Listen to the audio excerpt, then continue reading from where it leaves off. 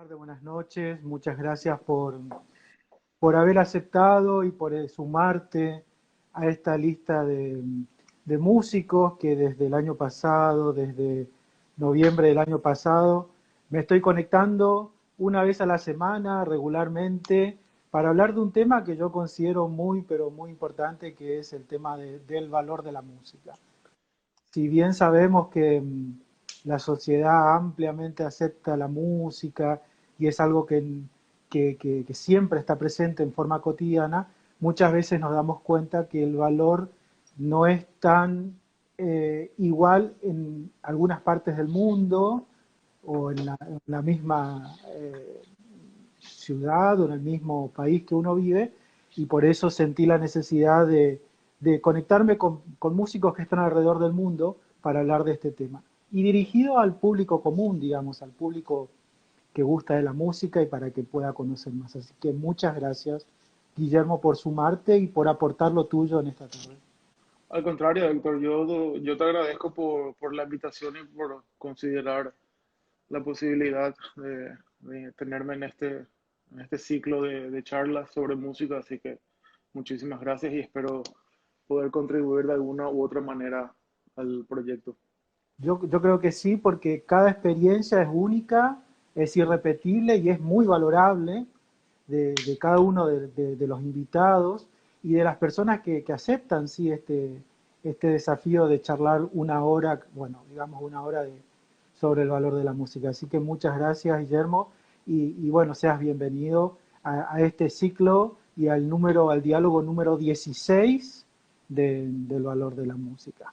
Bien, estás en una ciudad al norte, al sur de Inglaterra, Guillermo, ubicado geográficamente. Y realmente está en el medio, digamos.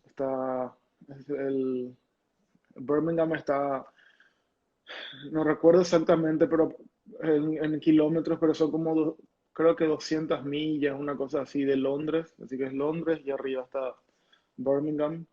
Y bueno, aquí estoy ya hace 5 años. Sí. Cómo pasa el tiempo, ¿no? Verdaderamente el tiempo, y más cuando uno hace lo que le gusta y está enfocado, concentrado, parece que la dimensión del tiempo en realidad se detiene y parece que el tiempo no pasa, pero en realidad pasa, pasa. Y, y realmente se nota más cuando me doy cuenta de que los sobrinos crecen, Claro. los familiares, bueno, también se vuelven un poquito más ya mayores, y ahí es cuando realmente se nota el paso Pasa. del tiempo, sí. Bien, sí, sí, es verdad. Guillermo, ¿me permitís un momentito dirigirme a las Claro, personas que se están conectando, que se están uniendo, que desde el primer momento ya ingresaron bastante, desde el primer instante de conexión? Quiero agradecerle a las personas que se están uniendo a esta charla que vamos a tener con Guillermo, y quiero invitarlos a ser parte del diálogo. Si bien vamos a estar en pantalla Guillermo y yo, los invito a participar activamente a través del chat. Si tienen preguntas, comentarios, algún aporte en la medida del diálogo que vamos teniendo con Guillermo, que sean totalmente libres y por supuesto respetuosos de comentar, compartir y sumarse a este diálogo. Y les pido por favor que si lo pueden hacer en el globo que tiene un signo de pregunta cerca del lugar donde se escribe el chat, hay un globito de conversación con signo de pregunta. Si ahí pueden escribir su comentario, entonces yo lo puedo recuperar rápidamente y fácilmente al comentario y no se me va, porque vieron que uno comenta en el Instagram y va subiendo y se va mm, perdiendo de la vista de uno, y para poder recuperar ese mensaje o ese comentario se engorra un poquito. Entonces les pido por favor que hagan sus comentarios en el globo con signo de pregunta, entonces yo lo puedo recuperar fácilmente. Y si esa persona que se anima a hacer un comentario, una pregunta, se anima, lo sumamos al vivo, porque ahora Instagram permite sumar hasta 4 personas en el directo. Así que si se anima esa persona, te puede hacer la pregunta en forma visual, sumada o el comentario sumado a la pantalla o sumado a la pantalla. Así que si se anima esa persona, la podemos sumar por un momentito al diálogo para que haga su pregunta o su comentario. Bueno, entonces los invito libremente a las personas que se conectan a participar de este diálogo con, con Guillermo, así que sean totalmente también eh, partícipes porque seguramente tienen cosas que aportar las personas que están escuchando este diálogo. Así que sean todos, todos muy, muy bienvenidos. Bueno, Guillermo, verdaderamente contento. Yo te conocí, bueno, prácticamente hace 5 o 6 años en un curso que ya lo vamos a hablar un poquito con detalle. eh, y siempre veía, me enteré que fuiste a estudiar a Inglaterra, veía tus movimientos. Y cuando comencé con este ciclo dije, bueno, lo tengo que invitar a Guillermo porque seguramente Guillermo tiene cosas que compartir. Y bueno, en esta segunda edición que comencé ahora a fines de marzo, eh, dije, bueno, lo voy a invitar a Guillermo y cuando te envié la invitación, gustosamente y muy rápidamente aceptaste y te agradezco por eso, por tu prestancia en haber aceptado. Y bueno, y te conocí con el contrabajo, acompañado por una gran pianista argentina, Cristina Filoso, que le mandamos un saludo a la gran maestra, que siempre la recordamos con mucho afecto a Cristina, y Sí. esperamos que vuelva por el norte, ¿no? A compartir todo lo que ella sabe y sobre todo su gran sentido de humanidad y persona que tiene ella, así que le mandamos un gran saludo a Guillermo. Y te fuiste a estudiar, y quiero ir entrando así, digamos, ya directamente a nuestra charla, a nuestro diálogo, y hace poco tuviste que presentar tu tesis de graduación y que estuviste hasta último momento la semana pasada con los ajetreos de cumplir con los tiempos, las formas. Todos los que presentamos tesis en algún momento sabemos lo que es correr con tiempos, formas, algo no sale, que falla y que uno tiene que salir a salvar cosas imprevistas. Pero presentaste un video muy interesante de 1 hora de duración que antes que me comente, me gustaría, a ver si me permite, eh, no, ya esa opción, a ver, pensé que podía compartir, pero no. Bueno, un interesante video que lo estuve mirando y estuvo muy comentado sobre la música paraguaya, ¿sí? Si querés adelantarnos un poquito sobre eso. Sí, bueno, básicamente el- la idea inicial era presentar un concierto con músicas paraguayas aquí Ah, en vivo, pero con mis compañeros de la facultad. Pero con la pandemia y toda la incertidumbre, aquí la primera cuarentena iba a ser un mes y luego, como sabemos, se extendió, entonces fue todo muy confuso.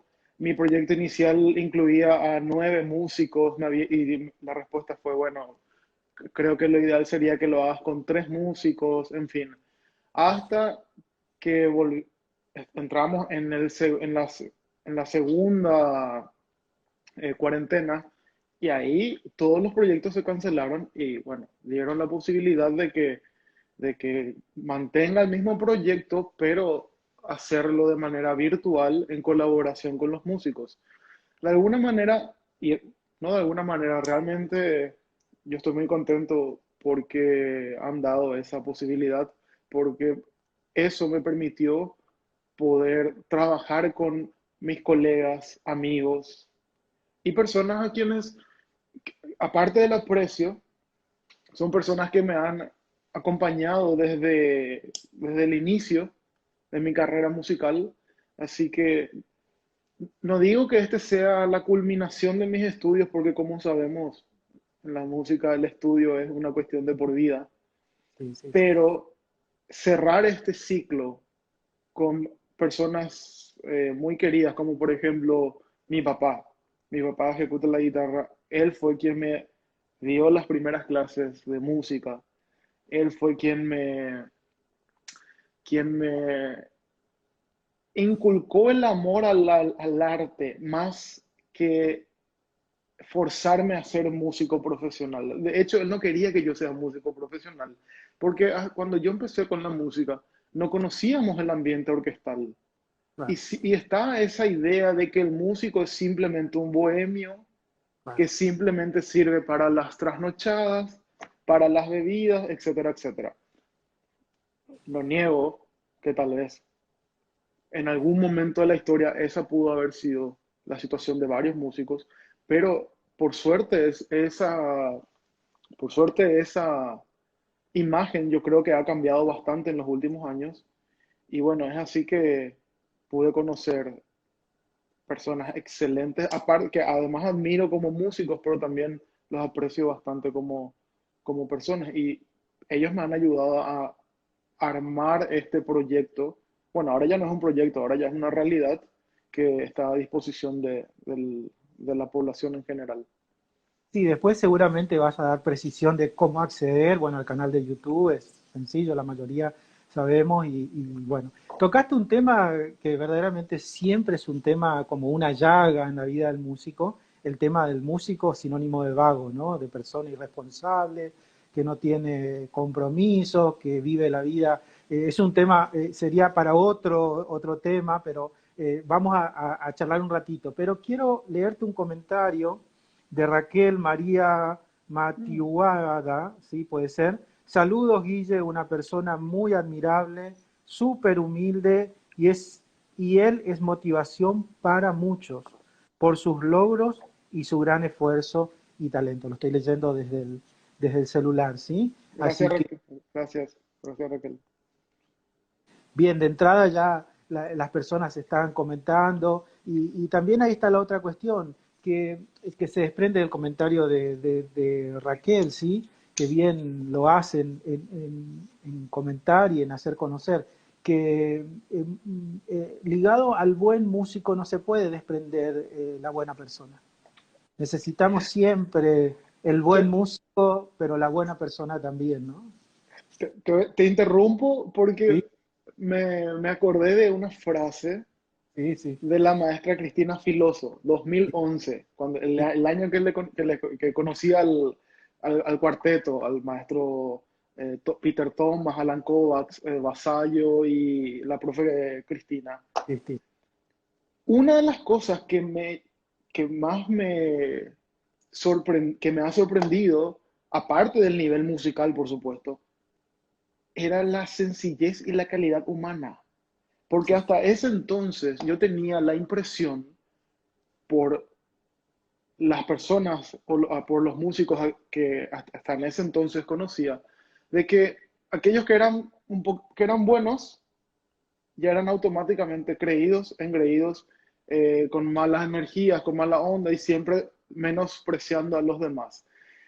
Y cuando yo expresé eso a la maestra Cristina, Sí. mientras estábamos ensayando, y me dice, Guillermo, primero se es buena persona, después se es músico. Esa frase, por eso te interrumpí porque coincido plenamente y bueno, aprovecho para nombrar también a la profe Cristina que ella ha influido positivamente en mi carrera porque era la primera vez que yo daba un recital fuera del Paraguay y fue genial. Por más de que yo era un estudiante, empezaba recién con el instrumento, ella siempre tocaba o trataba de dar lo mejor de sí y aprendí muchísimo con ella. Y una de las cosas que se me queda hasta hoy día es esa frase. Mira, y tengo muchos recuerdos, hermosos recuerdos de Cristina, y se me vino uno en relación a lo que estás comentando, ¿no? En una de las oportunidades que Cristina visitó Formosa, eh, llegué al salón que estaba dando clase Cristina con el mate para acompañarla y conversar con ella, y veo que estaba sentada al lado de una alumna y con toda precisión y con todo esmero y afecto le estaba enseñando a tocar la escala de do, el pasaje del pulgar, ¿sí? Y yo me senté y dije, una maestra de ese nivel, de ese recorrido musical y de esa impronta interpretativa que tiene Cristina, con esa sencillez al lado de la alumna, tocando la escala de do y mostrándole el pasaje del pulgar en las notas blancas del piano, verdaderamente dije, bueno, wow, esto verdaderamente hay que imitarlo. hay que reconocer y hay que valorar y hay que aprender a ser así, ¿no es cierto? Y algo muy importante que tenemos que entender es de que de cómo se siente el alumno o Claro. cómo se sentiría el alumno. Y muchas veces no nos damos cuenta, pero la influencia que tiene un profesor, especialmente en todas las etapas, pero creo que principalmente en la etapa iniciante, cuando eh, tu profesor es lo máximo, tenés la admiración tremenda, pero si el profesor no se encarga de dotar técnicamente, emocionalmente, psicológicamente al alumno, posiblemente esa persona va a dejar el instrumento en algún momento, porque lo, lo que queda al final de una etapa con un profesor o lo que sea es cómo ese profesor te hizo sentir durante el corto tiempo que tuviste clases con esa persona. Eso para mí es algo muy importante. Sí, sí, sí, verdaderamente. Y fíjate, otro tema que se está desprendiendo es la del maestro, ¿no? La figura del maestro. Pero ese maestro que se entrega desinteresado, totalmente volcado al aprendizaje de su estudiante, de su alumno, pero un maestro que muestra el camino, un camino ya allanado, un camino recorrido, un camino de experiencia que lo recorrió y le muestra al alumno, ¿no? Entonces acá se desprende otro tema que ya en estos, ¿cuánto estamos conversando? 10 minutos, sí, casi, bueno, a ver, sí, ya más Casi 20. Sí, 20 minutos. 20. Y para mí fueron 10. Otro tema tan importante que se está desprendiendo de este diálogo, y todavía no hablamos del tema central que es el valor de la música. ¿Cuántos temas, cuántas cosas se desprenden? Guillermo, hay otro comentario de, de una de las personas que está conectada. Permitime recuperar. Si Eva Coronel dice, saludos, Guille, admiración total, te mereces todo lo que te está pasando. Un abrazo. Ah, muchas gracias, Eva Coronel, ¿no? Eva. Muchas Otro gracias. mensajito. Bien, Guillermo, siempre pregunto a todos los invitados, eh, por qué el instrumento que elegiste? ¿Por qué el contrabajo? ¿Por qué ese instrumento? Si bien la guitarra creo que fue tu primer instrumento de familia, digamos, el primero, supongo, ¿y por qué no el violín, que es el más, digamos, cotizado dentro de los instrumentos, por comillas, perdón, los amigos violinistas? ¿Y por qué el contrabajo, ese instrumento también tan dificultoso de cargar, ¿no? Es interesante, pero a mí el sonido del contrabajo me llamó la atención, siempre me sentí atraído por el sonido del grave, pero mi idea siempre fue tocar música popular. Yo Claro, crecí en el ambiente de las peñas, de las veladas musicales. Yo crecí en el barrio Lucerito de San Lorenzo y la familia, mis vecinos de al lado, el señor toca guitarra, un poco, bueno, en una cuadra vivían personas con 6 personas que tocaban guitarra y cantaban. Y era una cuestión de cada semana, una vez o una vez a la semana, reunirse y tocar. Y entonces yo crecí en ese ambiente y yo siempre sentía o me daba cuenta de que faltaba el sonido del contrabajo en las peñas, porque siempre había alguien que tocaba, hacía la primera guitarra, otras personas acompañaban, pero había un vacío. Entonces lo que yo hacía era tocar la línea del contrabajo, pero en la guitarra. claro, claro. Entonces, cuando tuve la posibilidad de tocar un contrabajo por primera vez, ya tenía, digamos, la idea armónica de cómo funcionaba.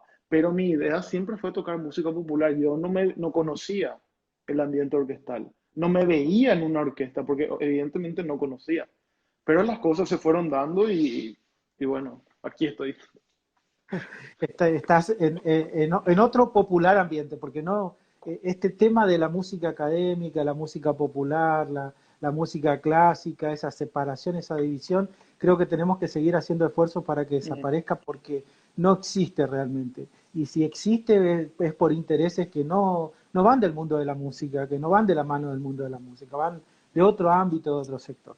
Sí. Guillermo, entendí que en tu tesis hablas fuertemente del trabajo de las peñas, ¿no? Como un lugar de centrífugo de la música y de concentración de la música. En mi medio inglés que manejo, digamos, en un momento percaté que hablabas de las peñas, ¿no? Así mismo, de las peñas porque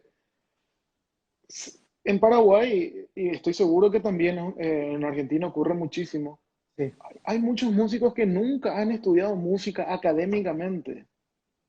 claro, Y no por eso esas personas no pueden ser considerados músicos o, o las composiciones que hacen tal, no, yo no creo que puedan ser desvirtuadas por el simple hecho que nunca estudiaron académicamente. Entonces, y también mirando la historia, muchos de los compositores, por poner un ejemplo nada más, inicio del siglo XX, empezaron haciendo música sí, folclórica y también después estudiaron música. Y por eso, por eso yo le doy mucha importancia a lo que es las peñas, a lo que son las peñas, porque también contribuye a la preservación de la cultura como tal. Y cuando yo hablo de que esta tesis o este trabajo también es una manera de rendir un homenaje a los gestores culturales del pasado y del presente, no me refiero solamente a las personas que reciben un salario por ello, sino claro, justamente al, al ciudadano o a los ciudadanos comunes, entiéndase hombres, mujeres, eh, que hacen o que mantienen las tradiciones día a día como parte de su vida cotidiana y no precisamente porque tengan un salario para hacerlo. claro. Esa es básicamente la idea.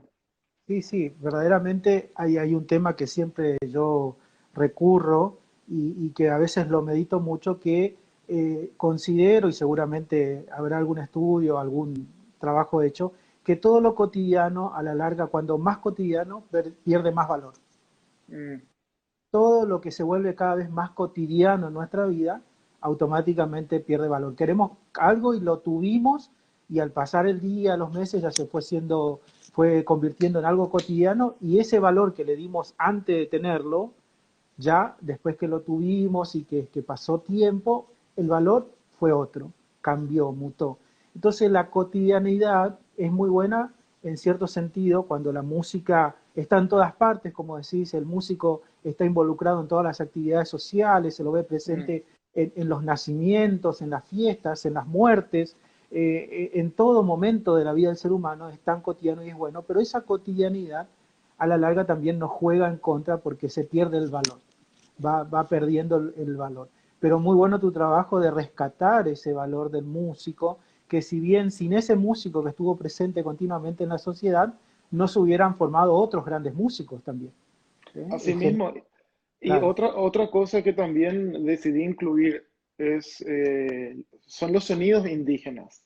Ah, sí, Porque sí, En Paraguay, no estoy seguro porque encontré fuentes que difieren un poquito, pero algunas fuentes indican que en Paraguay existen 17 etnias indígenas y otras 19. claro. Entonces, por una cuestión de tiempo, en representación de las etnias indígenas, he decidido tomar o mencionar a los guaraníes, a los guaraní en realidad. Sí, Eh, bueno, y entonces, y explicar de que, que el concepto de arte es distinto. Para claro. ellos, el concepto de la música y las danzas forman parte de sus rituales religiosos, ceremonias, para varias cosas, pero no así como la sociedad occidental Claro. entiende el arte como tal, como una expresión de, Sí, sí. artística propiamente dicha. Sí, estás hablando de una cuestión de la funcionalidad de la música dentro del ámbito social. Para las exacto, comunidades aborígenes la música es funcional a determinadas actividades y para las comunidades occidentales la música se desprende de una funcionalidad social, se aleja de esa funcionalidad y se vuelve más abstracta, de cuestiones más inmanentes, digamos, ¿sí? Sí, exacto. sí, Y también es una manera es una manera de incluirlos dentro de la sociedad, porque sabemos muy bien de que en varios aspectos son excluidos, sí, sí, en sí. muchas cuestiones. Entonces también es una de las razones por la cual he decidido incluir sonidos indígenas y mostrar algunos instrumentos tradicionales de ellos Sí. sin la influencia del, de la, De Occidente, de del Occidente. occidente, porque sabemos que hay comunidades indígenas que tienen violines, guitarras, por ejemplo, ¿verdad? Pero Claro. eso ya es como lo que sería la transculturización Sí, sí, por la influencia de los jesuitas, que claro. trajeron el arpa, las guitarras, violines, etcétera. Entonces, la primera parte consiste en instrumentos autóctonos hechos con materiales proveídos por la naturaleza. Luego, la música en las reducciones jesuíticas, y después ya va La a lo que música fue. folclórica. Sí, sí. Y erudita, académica, porque creo que vas con Herminio Jiménez, terminás con obras de Herminio Jiménez que ya, bueno, están pensadas de una armonía tonal occidental. Sí, y también, claro, está la polka. En el medio habla un poco de las danzas europeas que influyeron en lo que luego se desarrollaría y lo que conocemos hoy día como las danzas tradicionales paraguayas. Luego la polka paraguaya, como bien sabemos, no tiene nada que ver con la polka europea, simplemente el nombre es adoptado, pero musicalmente no tiene ninguna similitud. Y luego, cómo se crea la guarania. Y también explico en el video, les comento que el link del video está en mi perfil de Instagram y también en el Facebook por si alguien quiera mirar. Te voy a ir pidiendo que hagas subtítulos, porque es Está, sí, necesario. sí, Eh, ya se está trabajando en eso, así que muy pronto se va a lanzar con los subtítulos. Sí. Guillermo, me acerco un poquito porque quiero leer un comentario. Yo quiero escuchar el disco de Guillermo haciendo música paraguaya con el contrabajo solista. Wow. Bien, ahí creo que en varios números estás tocando el contrabajo, ¿sí? Sí, sí, sí. Bien. Esa es básicamente Raquel, Raquel lo dice. Raquel. Bueno, Bueno, gracias Raquel y gracias a todas las personas el señor Nelson Garay, también un saludo a la señora Norma Berni también. Yo sé que el señor Nelson Garay trabaja eh, muy de cerca con las comunidades indígenas, así que también mi saludo y gran abrazo al señor bien. Nelson. Norma dice, muy interesante tesis, Guillermo. Gracias, Norma, por Gracias, comentar. Norma. Bien, Guille, dice Nelson, gracias Nelson también por comentar. Guille, tengo tantos temas en la cabeza que quiero preguntar, pero no quiero dos cosas con respecto al video. En un momento hay una señora tocando un instrumento de caña, que se me fue el nombre, Es el eh, Mimbú. exacto. Pero se toca de a dos, ¿no? Con tubos separados, dos personas que van alternando, porque veo que ella sola va alternando los tonos, son tonos fijos por cada caña, ¿no? Sí, Y sí, sí, sí. de otras comunidades aborígenes, digamos, o étnicas, vi que tocaban de a par, y era como un juego concertante que se daba y generaban la melodía, ¿no? Exacto. Digamos, en una textura polifónica quebrada, por decirlo así. Pero vi que acá la señora tocaba ella sola y se daba Tocabas. sal. Sí, sí, y las grabaciones tengo que mencionar, las grabaciones las conseguí gracias a mi compañera Camila Corbalán. Ella acaba de presentar su tesis de maestría sobre las expresiones artísticas de los Mbuya guaraní. Y entonces esa es la conexión. Ella trabajó muy de cerca con el etnomusicólogo Mito Sequera, así que por ahí viene simplemente para mencionar mis fuentes. Y Claro. tengo entendido que son, en este caso, dos mujeres. Creo que el Minbue normalmente es ejecutado por las mujeres y bueno, es por eso que se da esas conversaciones, digamos, Sí, entre sí, sí. las... Sí. Muy, muy interesante poder conocer estas cuestiones. Y la otra cuestión que te quería preguntar con respecto a la polka, no sé si profundizaste la cuestión de la afiliación, de dónde está viniendo la polka, porque hay una corriente que lo maneja, que lo expuso el etnomusicólogo Pérez Bugalo, que hay una corriente que se desprende de la corriente colonizadora del Perú y hay un desprendimiento hacia la zona guaranítica o paraguaya, y de ahí la zamacueca se va encontrando y se va transformando con las músicas, y de ahí se va más al oriente, digamos, y se va transformando en lo que es el chamamé, ¿no? Si vos pudiste meterte un poquito más y pudiste encontrar algo, o hay una nebulosa todavía que no se puede disipar con respecto a eso. Con respecto a la polka, es el tema que me ha costado encontrar información precisa, porque yo hablé de esto con el maestro Diego Sánchez Hace, el director de la Orquesta del Congreso Nacional, y es un tema bastante complicado porque no hay documentación histórica.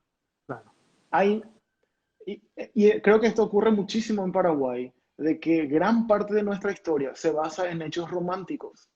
No claro. existe documentación y las que existen pueden, no se sabe si son apócrifos es muy complicado. Entonces, por una cuestión de tiempo, decidí no entrar a profundidad el tema de la polca, porque es un tema bastante complicado y por esta vez me centré más en lo que fue el desarrollo de la guarania, que es algo que sí tenemos, hay más documentos que sí con los cuales se puede probar cómo la guarania, cómo se gestó, se sabe que el maestro José Asunción Flores estaba preocupado porque en ese entonces los músicos folclóricos o los folcloristas tocaban la música, la polca, de una manera, pero en la banda de la policía tocaban de otra manera. Ah, claro. Ámbitos de sociedades diferentes, digamos. Claro, porque eso es importante también recalcar que a inicios del siglo XX en, en- en el Paraguay los directores de la banda de la policía eran italianos. Uno era el maestro Nicolino Pellegrini, el otro no recuerdo en este momento. Entonces había muy pocos arreglos y las músicas que sonaban, las polcas que se tocaba en la banda de la policía, estaban escritas en dos cuartos. Y yo Ah, pongo un ejemplo en el video de que, por ejemplo, la famosa polca Campamento Cerro de León, que era muy tradicional durante la Guerra de la Triple Alianza, 1865 al 1870, que se tocaban en los campos de batalla, sona- tocado por la policía, por la banda de la policía, sonaba algo así como papapam, papapam, pam, pam, papapam, pam, más marcial. pi, tararí, claro, en dos cuartos. Pero el pueblo o los músicos folclóricos, los folcloristas tocaban ta ta ti ti ta ta ti ta ti ta ti rarari. Ya le Más, agregaban, claro, más con. ya le agregaban las síncopas.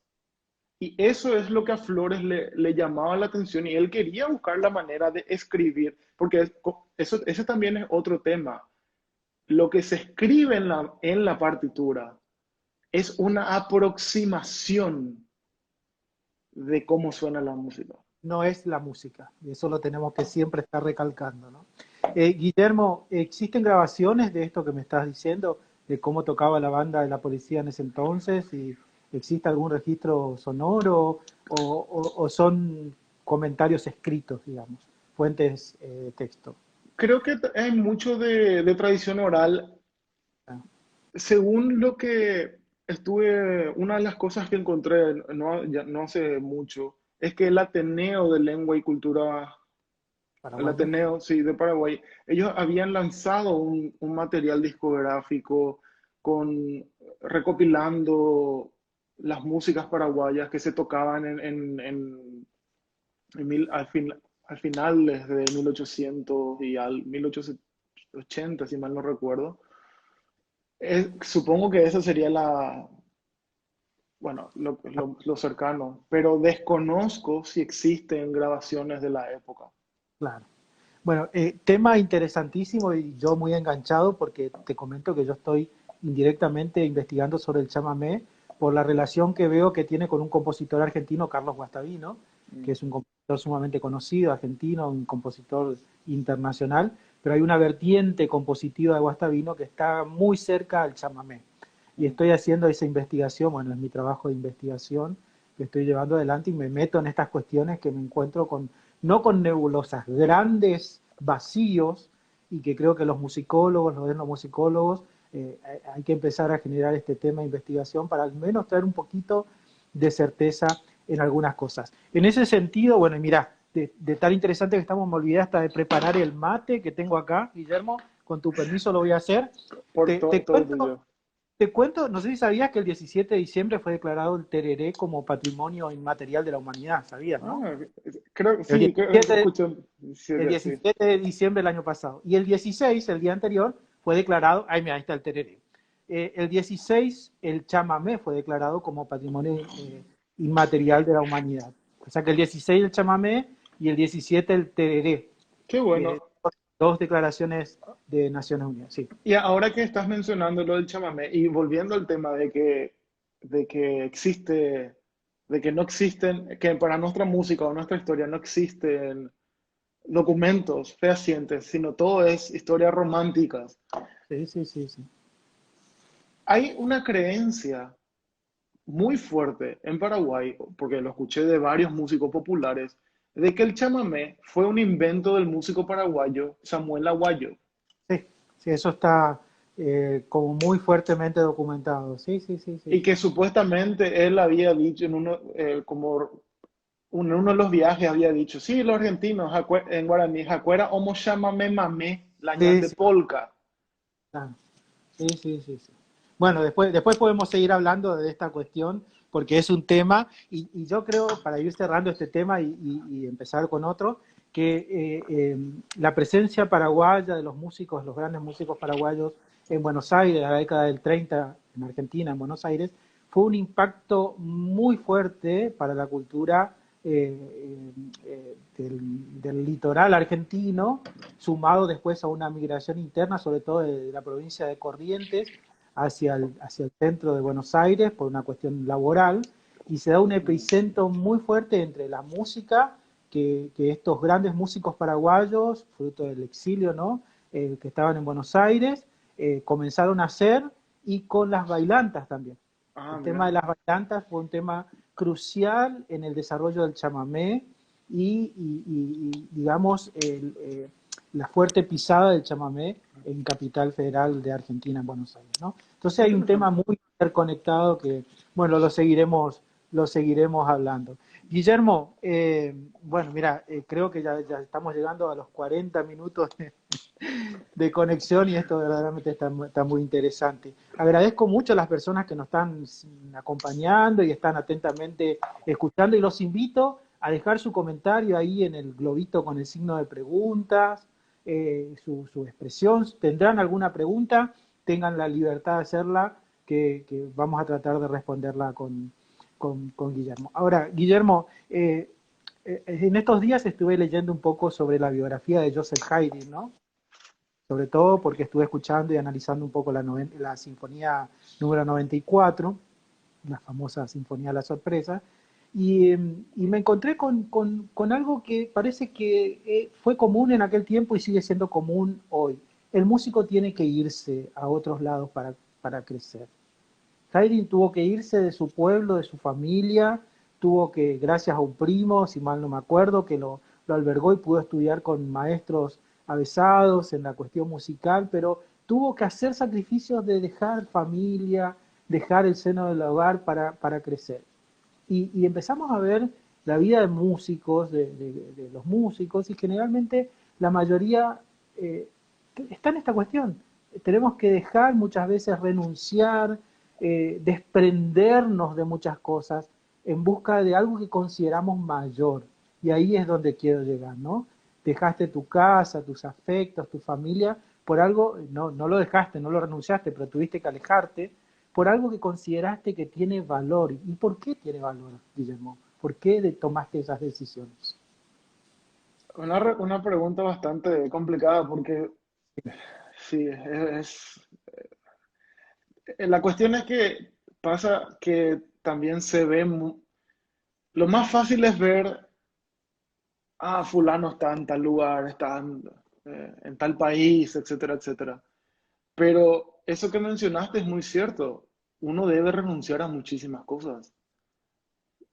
Renuncia, o en mí, obviamente hablo por mí, yo renuncié a muchísimas cuestiones por el deseo de formarme como músico. Y no solo como músico, porque el estar lejos de la familia te enseña muchísimas cosas. No hay que olvidar de que en la vida no es, el valor de la música es importante, pero en la vida no todo es música. Hay muchas cuestiones también que son importantes. Pero mi motor principal era eso, era querer ser útil a la sociedad y a mi país, porque si bien es cierto en Paraguay se ha hecho mucho en los últimos años, pero también aún falta mucho por hacer. Y, y bueno, yo no quería simplemente quedarme con lo que sabía en ese momento, porque como te decía al inicio de la conversación, el estudio de la música es algo que, que es de por vida, ¿no? Creo que desde el momento que uno piensa, yo ya sé esto, desde el momento que uno piensa así, es, exact, es el exacto momento en el cual uno empieza a retroceder Claro. y no hay tiempo para eso. Eso es lo que yo creo y Sí, ¿verdad? Sí, uno renuncia porque siente que en esa renuncia va a ganar cosas. Yo creo que nadie renuncia para perder. Creo que hay renuncia porque sabes que vas a ganar cosas, ¿no? yo antes de venir, bueno, primero tengo que reconocer de que cuando a mí me dieron la beca para estudiar aquí, la beca solamente era de estudio y como cualquier proyecto, creo que lo más fácil de encontrar son personas que te dicen, ¿para qué te vas a ir? Tenés que todavía no tocas bien el instrumento acá, ¿por qué no aprendes bien primero y después te vas?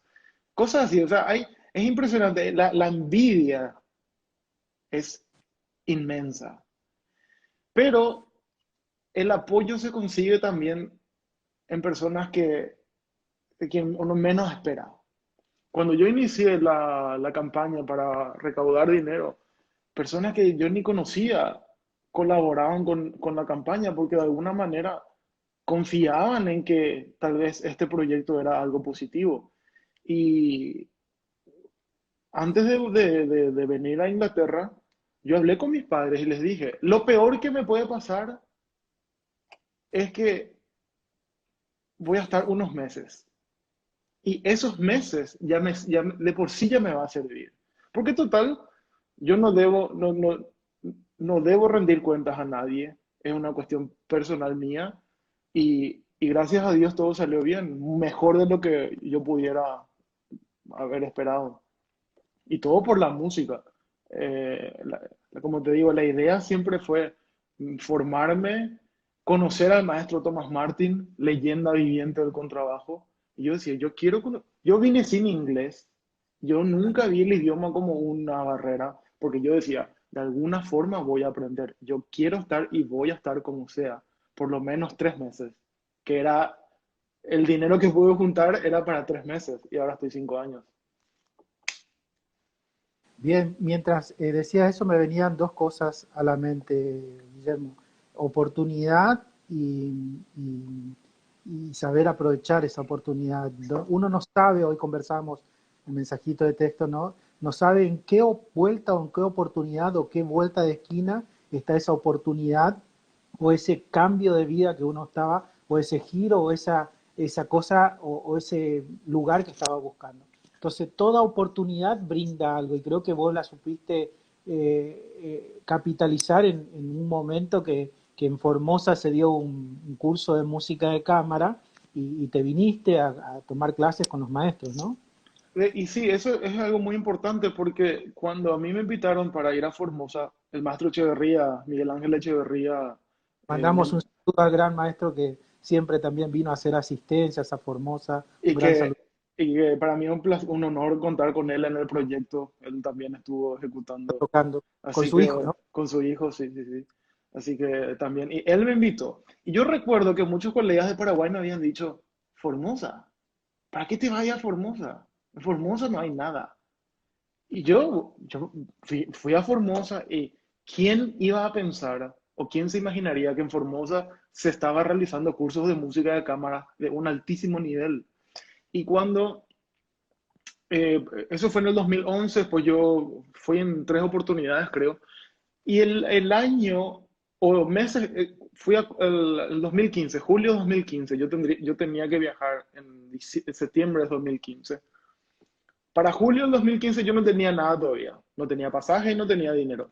Y ahí es cuando la figura del maestro creo que tiene mucho que ver, porque hablo con Eduardo y Eduardo me dice, Guillermo, haz lo que tengas que hacer, pero esa beca, si no la aprovechas, después es muy difícil que consigas, porque es un dinero que el conservatorio te está guardando para ti. Y si vos no aprovechas, le van a dar a otra persona. Ah, Tal cual. Ese tipo de motivaciones es lo que yo realmente valoro en estos maestros, porque Eduardo estamos, toca con cello, estamos yo con hablando del trabajo. Eduardo Basalo, Eduardo que Basalo, está en exactamente. la orquesta de De Birmingham, ¿no? Birmingham, sí, sí, sí. Y bueno, que él estuvo dando los cursos de cello en esa oportunidad y que hace un dúo con Cristina, tiene un dúo de cello y piano con Cristina Filoso. Bueno, el tema de las oportunidades, Guillermo, creo que tenemos que resaltar. Hay que aprovechar y muchas veces para aprovechar la oportunidad hay que hacer esfuerzos. Ninguna oportunidad se aprovecha sentado cómodo en el sofá de la casa. Toda oportunidad requiere esfuerzo, dedicación, moverse. Creo que eso es lo que hiciste para poder aprovechar esa oportunidad de la beca. No te quedaste quieto, te moviste, te fuiste, golpeaste puertas, hablaste a personas y esa oportunidad la aprovechaste y fue la oportunidad que fue una bisagra en cierto sentido en tu antes y después como músico. Y tenemos que hacer entender, sobre todo a las generaciones más jóvenes, que las oportunidades se dan y no sabemos si vuelven o si las podemos recuperar. Y esa oportunidad, una vez que pasa, si no la aproveché, ya no sé, no sé si la puedo volver a ocupar. Así mismo, y yo reconozco siempre, y aprovecho que ahora también están mis primas en la conversación, yo tuve apoyo incondicional de la familia. Eso es algo que eternamente voy a estar agradecido porque toda la familia se unió, sí, todos mis familiares se unieron para ayudarme con pasajes, etcétera, etcétera, ¿verdad? Pero bueno, cada uno sabe, no, cada uno sabe de la manera que ayudó y bueno, eso yo siempre voy a estar agradecido porque como decir, era tal vez la oportunidad única. La cosa es que yo siempre quise estudiar música. Fue porque yo sabía que tal vez que por una cuestión de infraestructura o de tradición o lo que sea, tal vez en Paraguay iba a ser bastante complicado acceder a ciertas cosas, pero jamás me imaginé que iba a ser Inglaterra el lugar. Así de simple. Pero sí reconozco que en una de mis conversaciones con Eduardo, porque en ese sentido siempre fui bastante curioso, bastante preguntón, y yo me acuerdo que una vez estábamos hablando, y yo le preguntaba, profe, ¿y cómo es tu orquesta? ¿Y cuántos contrabajistas? ¿Y cómo ensayan? Etcétera, etcétera. Y en ese tiempo, en ese entonces, a mí se me cruzó por la cabeza y dije, ojalá algún día pueda escuchar esa orquesta, escuchar esa orquesta. Y bajo la dirección de Simon Rattle, pero creo que en ese momento ya no estaba Simon Rattle, ¿no? Ya no estaba, Ah, pero había hecho una audición en mi primer año del conservatorio. Hice una audición porque el conservatorio ofrece también un training scheme Claro. con la CBSO. Y yo fui seleccionado entre mis compañeros para tocar en unos ensayos con los músicos de la orquesta. Y, fue una de las experiencias espectaculares que he tenido. Además, antes de la pandemia, el maestro Simon Rattle volvió a Sí. Birmingham para un concierto. Hicieron la novena de Beethoven. Y yo, las entradas estaban agotadas. Y yo le escribo al maestro Eduardo, al maestro Basalo, y le digo, profe, me gustaría asistir al concierto. Y me dice, vení. Y tengo entendido que cuando los ensayos estaban Cuando se- asistir a los ensayos estaban prohibidos. Entonces, lo que hizo el maestro Basalo, habló con el manager de la orquesta, el manager le dijo que no se puede. Claro. Entonces el maestro, ¿qué hizo? Habló directamente con el maestro Rattle y le Ujú. dijo, hay un estudiante de Paraguay que toca contrabajo y quiere escuchar el ensayo. Y el maestro le dijo, no hay problema, que pase. Entonces, y no te miento, yo no necesito decir las cosas por decir nada más, pero ese momento sí lloré, porque yo no podía creer de que estaba en ese momento mirando un ensayo con Simon Rattle y a 2 asientos de mi lugar estaba la actual directora, Mirga Grashni Tetila, y yo estaba recordando lo que 5 años atrás tuve que pasar, imaginando y por todos los problemas para poder estar aquí. Y en ese momento yo estaba escuchando la novena de Beethoven, dirigida por Simon Rattle, Y con Eduardo. con Eduardo, y esas son las cosas que realmente, es por decir la paga, o son las cosas que te dan satisfacción, o a mí me dan mucha satisfacción, para decir valió la pena. Eh, Mientras contaba esto, bueno, me viene una sola frase desde un punto de vista cristiano, la providencia de Dios en nuestras vidas, ¿no? Cómo vemos la bondad de Dios en nuestra vida a través de esas pequeñas acciones, bueno, desde el punto de vista cristiano, para aquellos que creemos en Dios, ¿no? Te cuento una anécdota. Yo al maestro Basalo lo conocí a través de los famosos videos del siglo XX que filmó Simon Rattle, de los Ah, famosos mira, 8 videos, y ahí lo conocí y decía, yo lo conozco a este mucho más joven, por supuesto. pelo Y negro, sí. claro, sí, sí, era el maestro Eduardo Basalo en la fila, chelo, primer chelo ahí de la fila, y bueno, los famosos videos de siglo XX de, que están del maestro Rattel, ¿no? Sí. Así que lo conocí ahí, después en persona acá cuando vino a Formosa, así que bueno, verdaderamente el mundo es chico, eso es una de las conclusiones. Guillermo, mira, estamos pasando ya los 50 minutos ya estamos llegando a los 55 y quiero muchísimos temas y seguramente las personas que están acompañándonos también tendrán preguntas, pero quiero ir cerrando esto y a lo mejor hay algo que quedó en el tintero, algo que querés decirlo con respecto al valor de esto que estamos hablando. Nunca no nos fuimos del tema porque todo lo que estuvimos hablando hace al valor de la música, ¿no? Y a lo mejor hay algo que quieras expresar, que quieras decir, que quieras comentar y vamos cerrando y despidiéndonos de este tan grato diálogo que estamos teniendo. No, bueno, primero que nada, agradecerte por el espacio y por la oportunidad que me estás brindando para que yo de alguna manera pueda expresar ciertos sentimientos, ¿verdad? Y bueno, y nada, simplemente recalcar que como músicos tenemos la obligación de formarnos. Es importante eh, la formación académica sin desconocer o sin desmeritar lo que es la música folclórica. Claro. Ambas cosas para mí van ligadas, van de la mano.